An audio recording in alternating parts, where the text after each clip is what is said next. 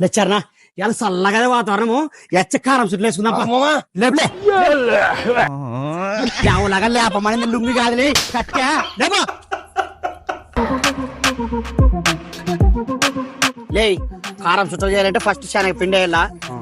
నీరు వేయలే లే ఉప్పు వేయలే పౌడర్ వేయలే పౌడర్ అంటే మిర్చి